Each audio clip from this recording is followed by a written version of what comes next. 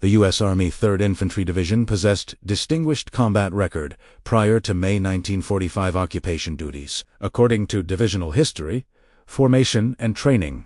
Activated, November 1917, World War I, reactivated. July 1940, pre-World War II expansion training, Fort Lewis, Washington. Camp Pickett, Virginia strength, approximately 14,000 personnel. Authorized combat operations 1942 to 1945. Operation Torch.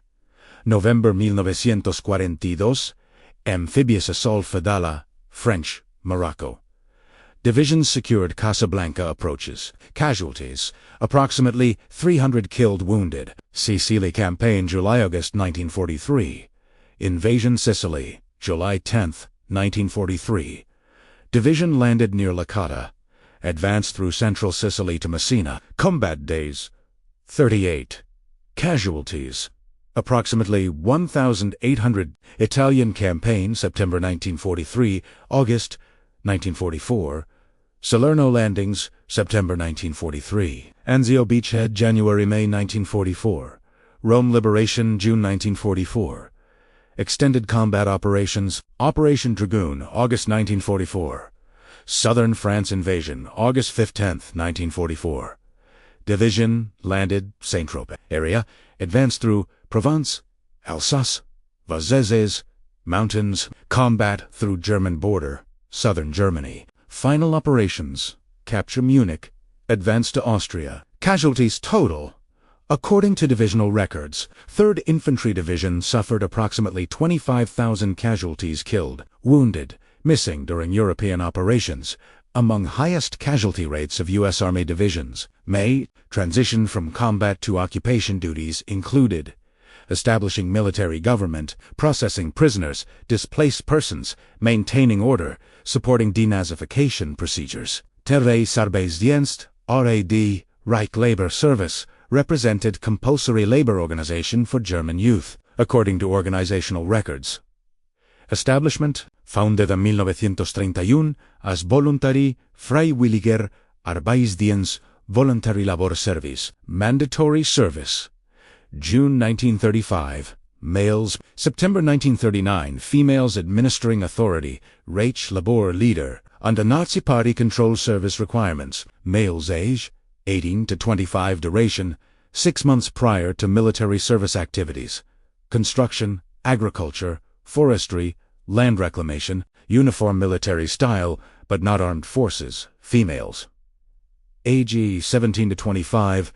Initially voluntary, compulsory from 1939, duration 6 to 12 months, varied by period activities, agricultural labor, domestic service. Wartime Industrial Support Organization, WWII Arbeitsdienst, der weiblichen Jugend, Reich Labour Service for female youth, wartime expansion. According to administrative records, female RAD membership expanded significantly during war, 1939.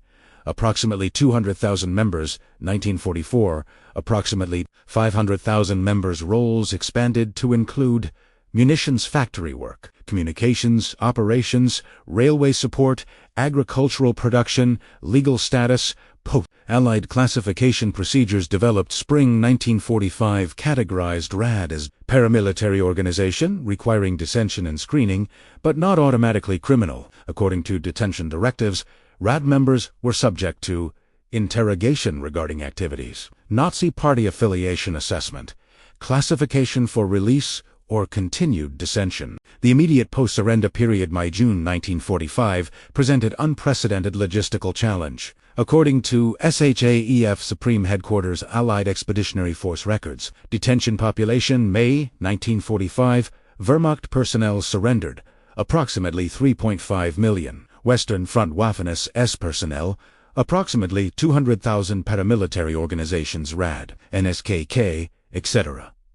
Approximately 500,000 Nazi Party officials, tens of thousands, total detained, over 4 million individuals, requiring processing facility establishment. Allied forces established temporary detention facilities using former Wehrmacht barracks, requisitioned civilian buildings, open-air camps, where barracks insufficient.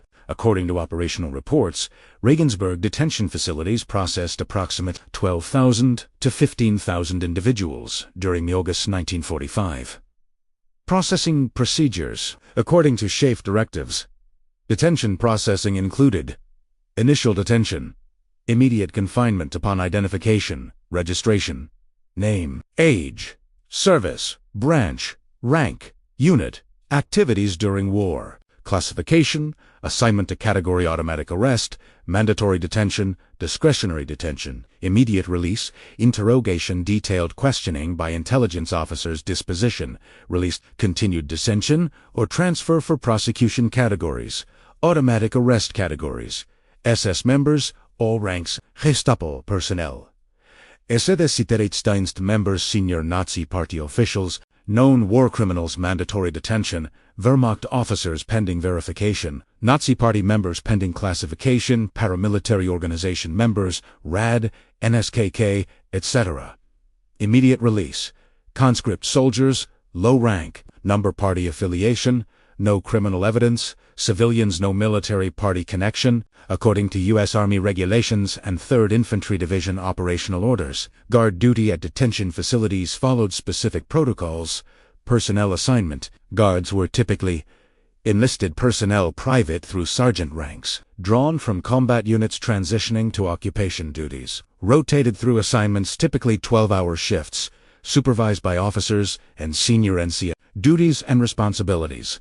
According to guard orders, maintain facility security, prevent escape attempts, monitor prisoner welfare, medical needs, food distribution, report incidents to command, enforce regulations, non-fraternization, movement restrictions process, authorized visitors, coordinate with interrogation teams, treatment standards, U.S. Army regulations, based on Geneva Conventions specified, adequate food and water, medical care for sick, injured, shelter, appropriate to season. Prohibition of physical abuse, respect for human dignity, fair and consistent treatment, implementation, variation. According to post-war studies and veteran accounts, treatment standards varied significantly based on individual guard attitudes, facility conditions, local command emphasis, prisoner population, different treatment for SS versus conscripts. Many facilities maintained high standards. Others experienced documented abuses. According to facility reports and detainee accounts, Regensburg detention facilities operated May-August 1945 under following conditions: physical infrastructure,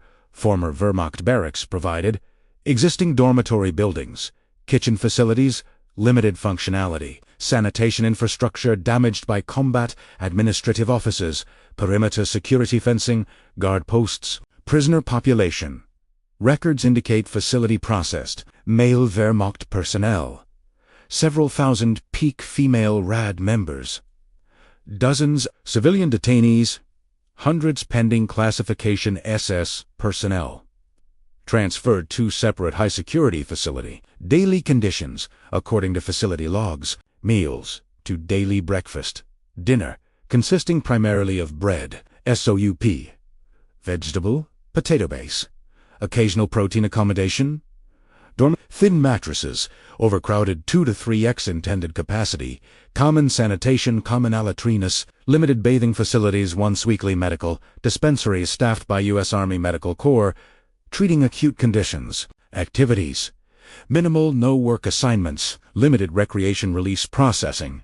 Facility processed approximately 8,000 to 10,000 releases during 1945 as low-risk detainees were classified and released. Average detention duration for RAD females, 6 to 12 weeks. The classification process determined detainee disposition. According to intelligence procedures, interrogation teams typically consisted of intelligence officers, captain major rank, German-speaking personnel, often Jewish refugees returned in U.S. uniform, clerical support for documentation, counterintelligence corps, CIC, oversight, standard questions, interrogations covered, full service history units, locations, dates, specific activities during service, witness to or participation in atrocities, Nazi Party membership and involvement, political beliefs and ideology, family background and current situation. Documentation review. Interrogators examined Military service records, if available. Nazi Party membership documents, witness statements, intelligence reports, background checks through CIC databases, classification outcomes. Immediate release. No party affiliation beyond mandatory youth organizations. No criminal evidence. Family willing to accept custody. Non-strategic occupation. Continued detention. Party membership requiring denazification proceedings. Unresolved criminal allegations. Displaced persons without destination. Transfer for prosecution.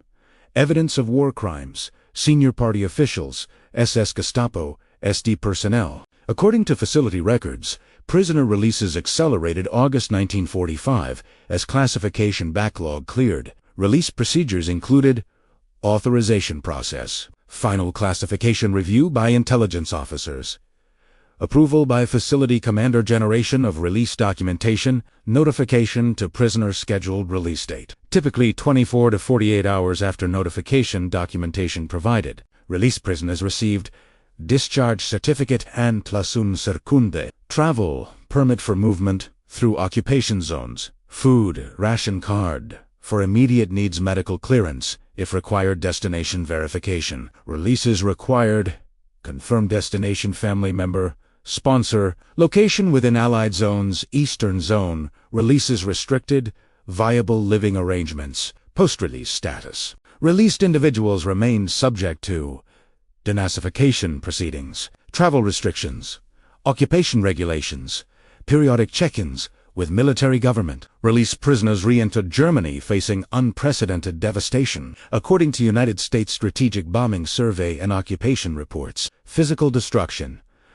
Major cities destruction rates. Berlin, 50% buildings destroyed, severely damaged. Hamburg, 45%. Munich, 40%. Nuremberg, 45%. Cologne, 70% infrastructure damage. Railways, 40% trackage destroyed. Bridges, thousands destroyed. Roads, major routes damaged. Mined utilities, widespread electrical, water, gas service interruption. Food situation. According to occupation authorities, official ration, 1,000 to 1,550 calorias daily, varied by zone city. Actual availability, often below official ration. Agricultural production, disrupted by labor shortages. Equipment, destruction, distribution, complicated by transportation breakdown. Housing, estimates indicate 20% German housing stock destroyed. Additional percentage severely damaged. Millions homeless, displaced. Overcrowding, multiple families sharing apartments. Common economic collapse.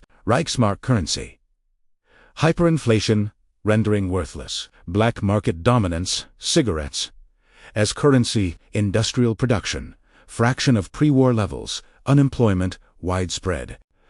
Nuremberg exemplified post-war reconstruction challenges. According to municipal records and occupation reports, initial assessment 1945, population approximately 140,000, down from 450,000. Pre-war housing, 45% destroyed. Additional percentage damaged. Ruble, estimated 20 to 30 million cubic meters. Infrastructure, water, electricity, transportation, severely compromised. Ruble clearance, clearing operations employed Trümmerfrauen, Ruble women, female civilians, clearing debris by hand. Mechanized equipment, limited availability. Sorting, bricks cleaned and stacked for reuse. Metal salvaged, unusable material hauled to dump sites. Progress, measured in meters cleared daily. Years required for complete clearance. Reconstruction priorities, critical infrastructure, water, electricity, transportation, housing, repair damaged buildings, construct emergency shelter, food distribution, restore markets, establish rationing, employment, provide wages, restore economic activity. Progress 1945 to 1949. According to statistics, 1946, minimal reconstruction. Occupation restrictions, material shortages, 1,947.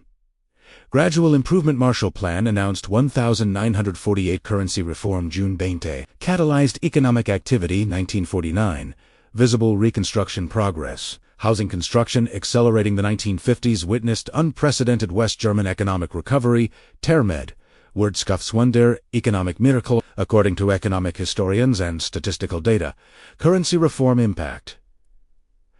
June 1948. Introduction of Deutschmark. Replaced worthless Reichsmark. Exchange rate.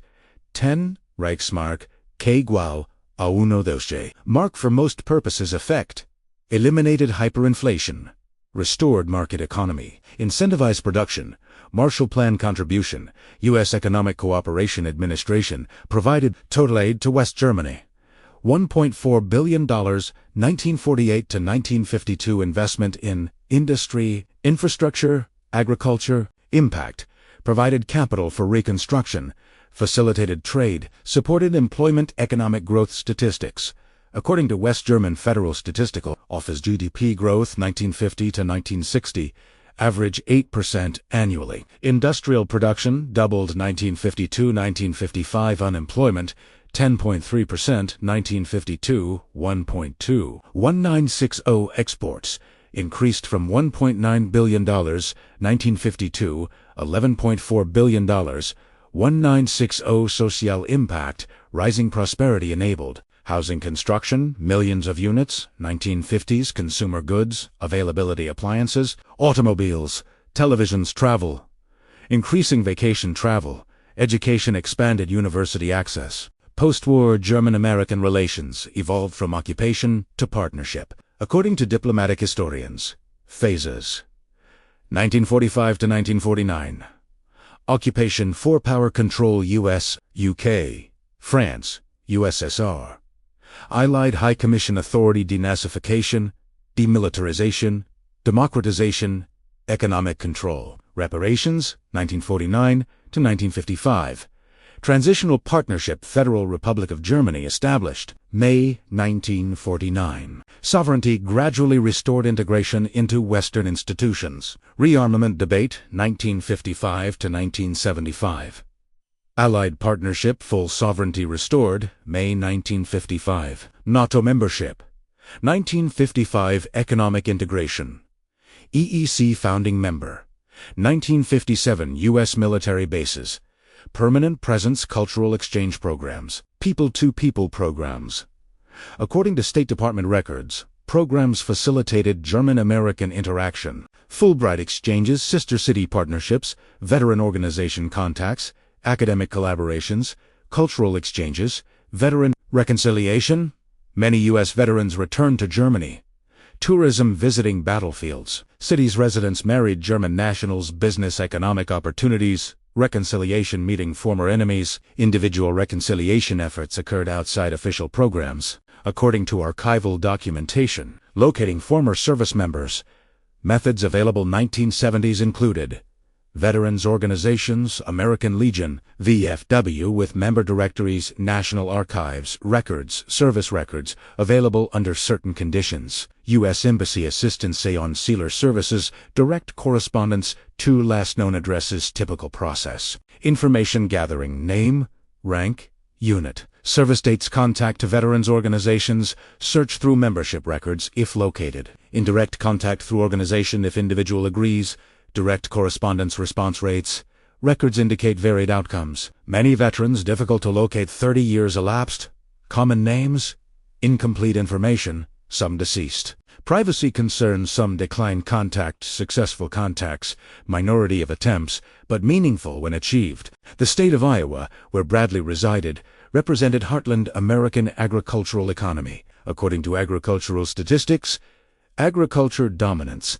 Iowa ranked nationally in corn production, number 1, typically 15 to 20% national production. Soybean production, number 1 to 2, competing with Illinois pork production, number 1 largest hog inventory. Agricultural exports, major contributor. Farm characteristics 1970s. Average farm size, 280 to 300 acres, increasing from earlier periods. Family farms. Dominant corporate farming. Minimal 1970s mechanization. Advanced tractors, combines specialized equipment, economics, commodity price dependent, subject to market fluctuations. Rural communities, small towns under 5,000 population. Characterized Iowa landscape. Economic base, agriculture, and agriculture supporting services. Population, stable or declining rural to urban. Migration culture, close-knit communities. Traditional values. Infrastructure, adequate but aging veteran population. Iowa contributed disproportionately to U.S. military service. World War II veterans, approximately 260,000. Iowans Cenobit from population 2.5 million. By 1975, veteran population aging 50s-70s age range. Rural veterans often returned to family farms after service. International travel became increasingly accessible during 1970s. According to aviation industry data, commercial aviation development. Jet aircraft, standard for Atlantic routes by 1960s capacity. Boeing 747. Introduction 1970, increased passenger capacity. Frequency, multiple daily flights. Major routes, competition. Increased airline competition. Reducing fares. Flight routes, Germany, USA. Frankfurt, New York. Multiple daily flights. Frankfurt, Chicago. Daily service duration, approximately 8 to 10 hours, depending on route. Winds. Cost 1976, approximately $500 to $800 round trip, varying by season. Booking time. Visa requirements. West German citizens entering USA required valid passport. Visa obtained through U.S. Embassy consulate processing. Several weeks for standard tourist visa. Duration, typically 3 to 6 months. Authorized stay. Infrastructure, currency exchange, available at airports. Banks, ground transportation, rental cars, buses, trains, accommodation, hotel networks, expanding. Communication, international telephone service, expensive but functional. The Bradley-Hoffman case represented broader pattern. According to scholarly studies and archival collections, reconciliation typologies, research identifies categories. Former enemies meeting decades later, veterans visiting battlefields, meeting local civilians, marriages between occupation, personnel, and Germans, correspondence relationships, collaborative historical projects, documented collections, archives containing similar materials, United States Holocaust Memorial Museum, correspondence collections, National World War II Museum, oral histories, personal papers, German local archives, occupation period documentation. Veterans, reunion event records, academic institutions, research collections, scholarly analysis. Historians examining reconciliation identify factors: time elapsed, sufficient distance from trauma, individual character, capacity for forgiveness, understanding circumstances, nature of original interaction, motivation, gratitude, curiosity, closure, support systems, family acceptance, community context, impact assessment. According to research, individual reconciliations contributed to broader German-American relations normalization, humanization, reducing stereotypes, educational value, teaching reconciliation possibility, personal healing for participants. The Bradley-Hoffman Correspondence 1975 to 2003. Archived United States Holocaust Memorial Museum provides documentary evidence of reconciliation process. According to archival analysis, volume and duration, estimated letters 200 plus over 28 years. Frequency, initially monthly, later quarterly. Content evolution, initial formality to close friendship topics, daily life, family, historical reflection, philosophical discussion, historical value, correspondence documents, personal perspectives on occupation period, evolving understanding of war experiences, cross-cultural communication, reconciliation mechanisms, long-term friendship maintenance, research applications. Scholars utilize such materials for social history of occupation reconciliation studies, cross-cultural communication, individual agency and historical processes, memory and trauma studies. The broader phenomenon of post-war reconciliation between former enemies represents significant historical development. According to comparative analysis, German-American reconciliation success factors: shared democratic values, post-1949 West Germany economic interdependence, Marshall Plan, Trade Security Alliance, NATO, Cold War cooperation, cultural exchange, education, tourism, media, individual relationships, marriages, friendships, partnerships, institutional support, government programs, NGOs. Comparative cases. Other post-war reconciliations include French term particularly significant given three wars 1870 to 1945. Japanese-American complicated by Pacific War atrocities, Vietnamese-American gradual normalization post-1975 lessons. Research identifies reconciliation requirements, time for healing, justice and accountability.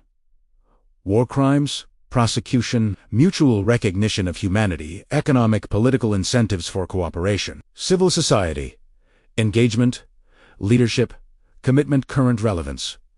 Post-war reconciliation studies inform contemporary conflict resolution, transitional justice mechanisms, peace-building strategies, international relations theory, trauma, and healing processes. Analysis of individual cases within broader historical context reveals patterns. According to historical methodology, microhistory approach, examining individual experiences, illuminates how large historical forces affect individuals, how individuals navigate structural constraints, agency within historical processes, diversity of experience within generalized narratives. Bradley Hoffman Case Insights. This specific case demonstrates occupation complexities, not simply victor-vanquished binary, individual character, impact choice to treat prisoners humanely, long-term consequences of brief encounters, reconciliation possibility, despite historical enmity, role of gratitude in healing processes, broader patterns. Thousands of similar interactions occurred. Not all documented, most went unrecorded, varying outcomes, some positive, some negative. Most neutral. Cumulative effect contributed to overall reconciliation climate. Individual agency demonstrating choice even in constrained circumstances. Historical significance. While individual cases don't determine macro-level outcomes, they humanize abstract historical processes, provide evidence for social history, demonstrate possibilities for human connection, illustrate reconciliation mechanisms, offer models for conflict resolution. Conclusion. The Bradley relationship, from May 1945, detention facility interaction, through decades-long friendship ending, 2003 to 2009, exemplifies broader post-war German-American reconciliation. According to archival evidence and scholarly analysis, their experience, while individual, reflects patterns repeated thousands of times. Former enemies recognizing shared humanity, choosing connection over continued enmity, building relationships that transcend historical conflict. The documentary value lies not in uniqueness, but in representation of how individuals navigated post-war period, of reconciliation mechanisms, of human capacity for forgiveness and friendship across seemingly unbridgeable divides. Their correspondence, preserved in archival collections, provides evidence for scholars studying occupation, reconciliation, and individual agency within historical processes. The lessons remain relevant for contemporary conflicts. Their reconciliation requires time, justice, mutual recognition of humanity, and individual choices to extend compassion. That small actions can have enduring consequences. That healing from collective trauma requires both structural changes and personal relationships. That former enemies can become partners when given opportunity, incentive, and goodwill.